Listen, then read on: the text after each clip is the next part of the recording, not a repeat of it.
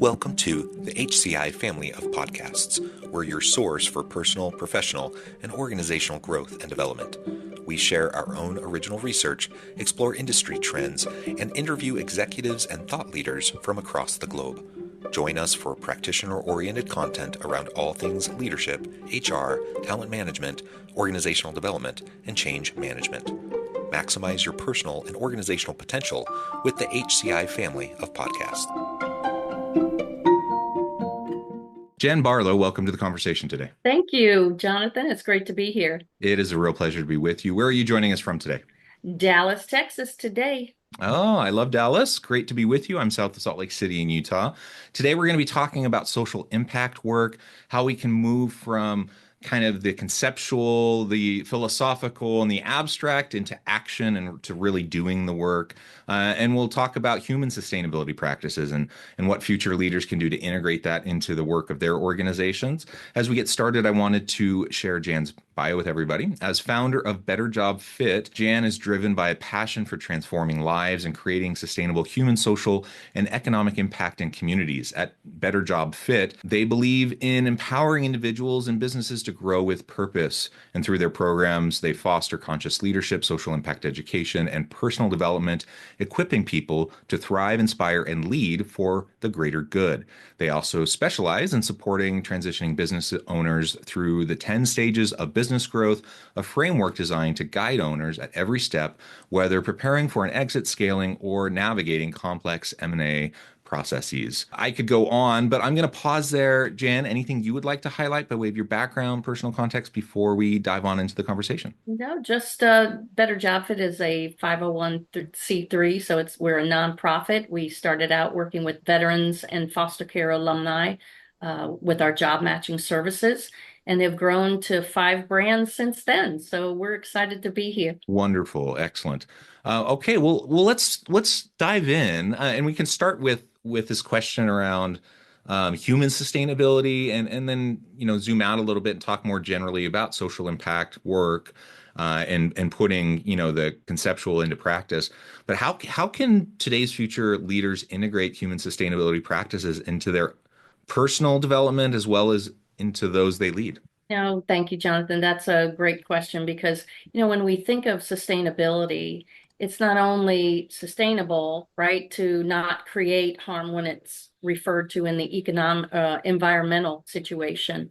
When we talk about human sustainability, it's about being able to utilize your human sources in various ways. Right. Mm-hmm. So to retain and to expand. So we like to think not only sustainable, but also regenerative. So it's not just maintaining, but actually growing. And what we've been able to help veterans and how we started a Better Job Fit back in 2009, a lot of veterans, when they're coming out of the service, the military says, okay, we're going to compare job description to job description. And here are some of the jobs we think that match your job description in the military. Well, what we do is it's about the person's potential and the human match of the person. How many different ways can you leverage and grow that human? And so, we're talking about multidimensional versus one-dimensional. Mm-hmm. And a lot of, our hiring practices and retention practices are a 2.0 version of a 5.0 version of humans that we are now. So it's broken. And so when it comes to sustainability, human sustainability, it really is talking about leaders utilizing their people in different ways and not the ways they think. How about looking at what the person's potential is and how many different ways you can leverage their skill sets of who they are, not a job description, right? Job to job. So that's really what we like to focus on when it comes to human sustainability or regenerative work. Yeah, well, I really like that. And as someone, who's in both the HR people leadership space as well as the social impact space, I really like that framing because I really just think it's important for us as leaders to recognize the humanity in our people first and foremost, right? People aren't just cogs in a machine. They're individuals, they're humans with lives with complex, backstories, with needs, wants, desires, with all sorts of things that they bring to the table, and things that can benefit the organization. Also, things that, baggage, things that are just part of being human, and we all have that. Like we all bring that to the table, and so human flourishing, is I think part of what it means to be a leader, to promote human flourishing. And so if we're going to lead a great, exceptional organization, we need to promote human flourishing within our teams and sustainable people practices where we attract and retain great people who are energized and thrive in their work and do just cool, creative, innovative stuff, and they feel, this sense of purpose and belonging and energy to just continue to thrive.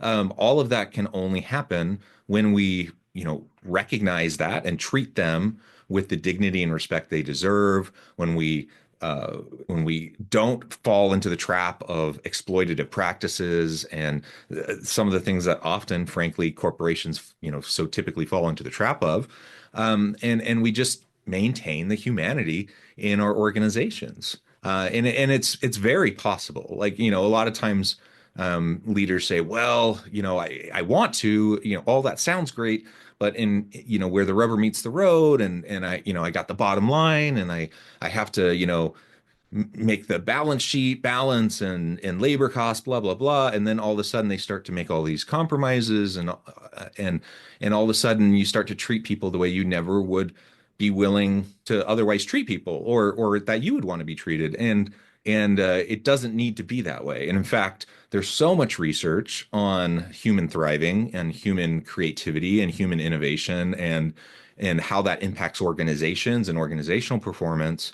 If we can be committed to it, in terms of long-term sustainable practices, it will pay off. It will help the organization that you lead also thrive to have better outcomes, better performance, better customer retention and performance metrics of all sorts. So it's a win-win across the board.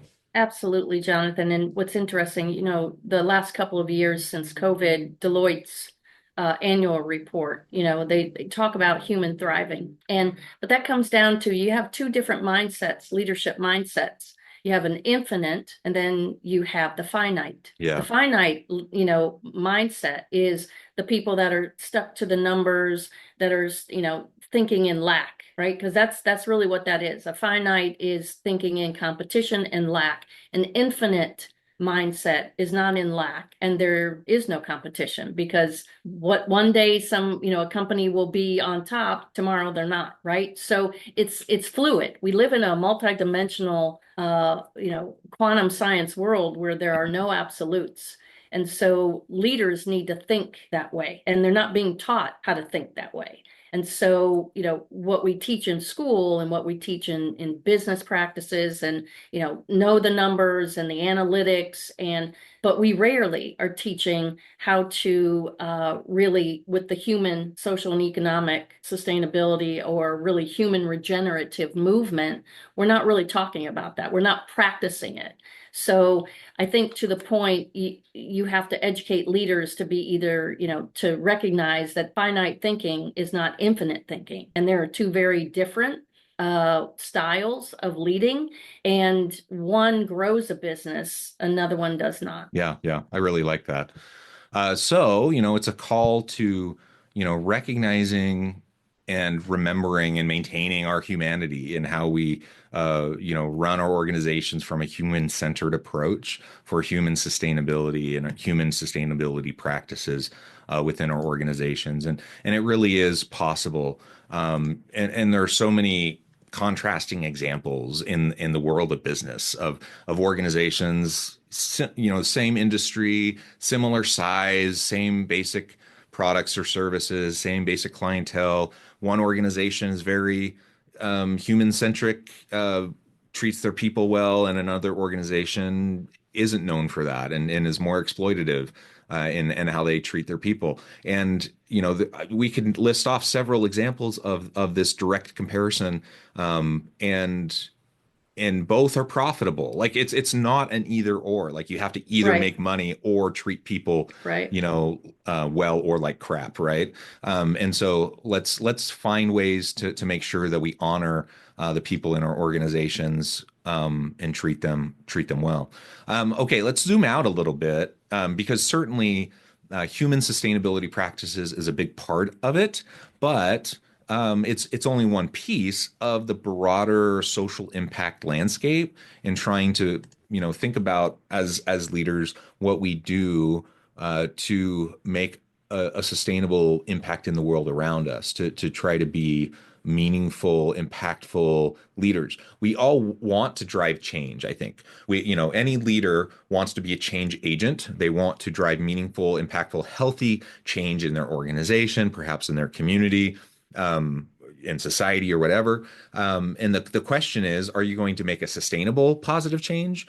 Or is it going to be a flash in the pan kind of thing? And I don't know anyone who doesn't want to make a sustainable change. Everyone wants to what they do to matter, and yet it's so hard to do. Like to do something and to really drive organizational change that sticks, that will really make the impact that you want it to have, and to be sustainable is hard. In an organizational context, within a community or societal context, my goodness, that's even harder. And so we talk the talk, like we say all these big highfalutin kinds of things, and we have all this conceptual stuff, and we have all these abstract ideas, but putting that into practice and to really do it, and to really be that change agent, and to really make a difference and do it in a sustainable, impactful way, man, that's just so hard. So let's start to unpack that and just share some ideas on how we can start to do this. You know what we did with Better Job Fit, and it wasn't until we started doing it and people said, "Oh my gosh, like that is unique." And so I just did it. When we approached veteran, we partnered early on with nonprofits and the companies that they partnered with our job matching services. So we partnered with veteran and foster care alumni groups that had to find jobs for their stakeholders, those they served. So we came in and we are the job matching service that is able to take the companies. We partner with the companies that are already donating either volunteer services or a check to the nonprofit. And, my biggest question always to nonprofits is, what do you do for the companies that donate to you? Well, what do you mean? What are you giving them? Like, what are they getting? Well, they get a receipt for their donation. They get a tax write-off. And I'm like, okay. and nonprofits wonder why donors are experiencing donor fatigue, right? The natural law of giving and receiving, there's something there about that. So we created a model to where we can create custom job match patterns for any company and any position, and we match them to the stakeholders. So we created a whole holistic model that combines nonprofits, for-profits, and municipalities Hmm. and the stakeholders together. It's a holistic model. The nonprofit becomes a recruiting source to the companies that donate to them, right? And so when we created the model, it literally checked off all those boxes: human, social, and economic sustainability. So that model was created early on and it grew. And so now we do social impact workshops and conferences to help communities come together to do just that: create human, social, and economic sustainability. We invite venture capital, we invite representatives from nonprofit, for-profit, angel investors, community foundations, economic development councils. And we are consciously curating events that are matching these people up with their needs and literally creating human, social, and economic sustainability in those engagement sessions. That's really cool. And I like how you started where you were at. Like start where you can start. I think that's Yep. one of the first lessons that I take away from your story. Um, because one of the biggest mistakes that I see people make is that they see all these big, hairy, complex problems, right? Oh, We yeah. have global poverty, or hunger and food insecurity, or take any of these big hairy problems, climate change or whatever, these huge problems, right? They're big, huge, hairy problems. If they were easy to solve, they would have been solved a long time ago. And do we need to continue to work on them? Yes. Have people, made valiant efforts towards them? And do we need to continue to make valiant efforts towards them? Yes. But, any one individual is not going to be able to make that dent. And if I try to dive into the work to like solve hunger or or poverty or climate change, all I'm going to do is beat my head against a brick wall and be super frustrated, right? And so what I need to do is scan my local environment, like immediately around me, my sphere of influence. Like, what do I have the potential to influence? And that's my local community, or as in a business context, that's my organization, perhaps my own team, my own division, whatever, right? So look at your own sphere of influence and then start there. Like over time, your influence may expand. Like you may have more notoriety. Your good work may attract new stakeholders and new donors or whatever, and you might be able to expand your impact and take on these big hairy problems. But at least initially, start where you're at. Start with what you can do, and that's what you did. You started with something that's very doable, and from there, doing something that's very doable and something that's meaningful and something that actually can help, it gets noticed. People start to realize, hey, this matters. This is something that can make a difference. And then it starts to gain momentum. And then you can start to add to it. It becomes additive. And then you start to bring in new stakeholders and new people start to jump on and be a part of it. And then all of a sudden, you start to do more and more. And that's how this work is going to start happening in more meaningful, kind of large scale, scalable, Right. high momentum kind of ways, right? And it snowballs. And Yeah, exactly like you absolutely. said, you do have to pick one, right? I mean, human, social, or economic sustainability, right? What's natural? What's the natural next step? A lot of times it's with the people you work with, start addressing the human side of sustainability. How many different ways can you use your people? Like I had a client that he was growing and needed a leadership team. So we assessed, we had 15 people, we had to choose 6 or 7.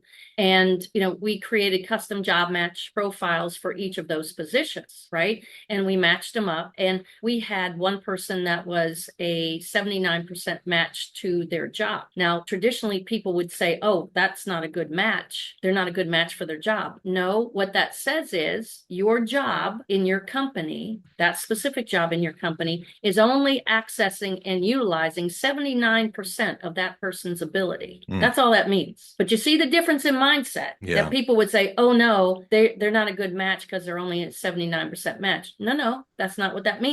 It means your job in your company, that position, you're only accessing 79% of that person's ability. You're leaving 21% on the table. And what happens is when you start leveraging that 21%, that person is going to feel more fulfilled because they're utilizing more of their gifts, right? Now you got a full, when you're leveraging that person to the max as much as you can, it doesn't matter if an extra project on the side or, a short little assignment.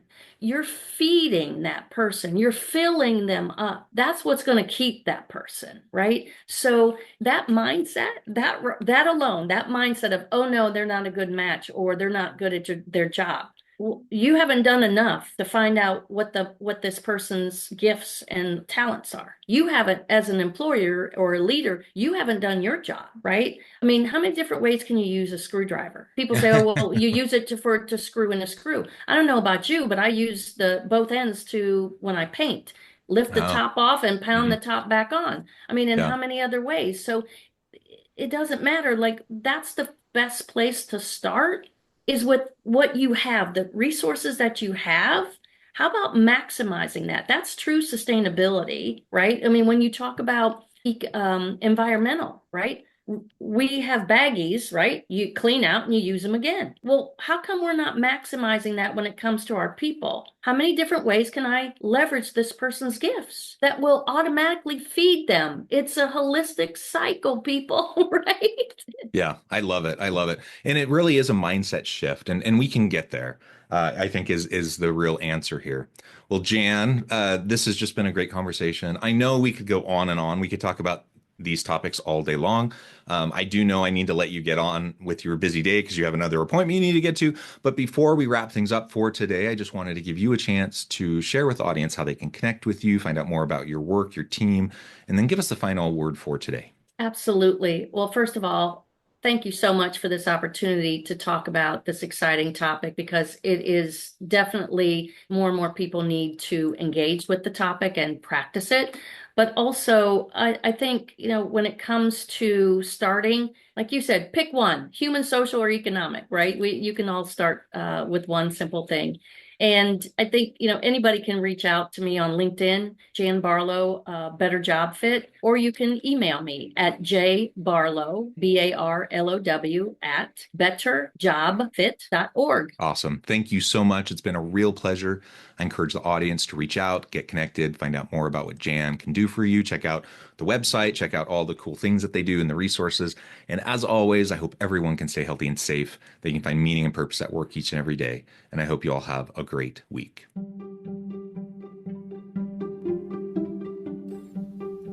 Thanks for joining us for this episode of the podcast.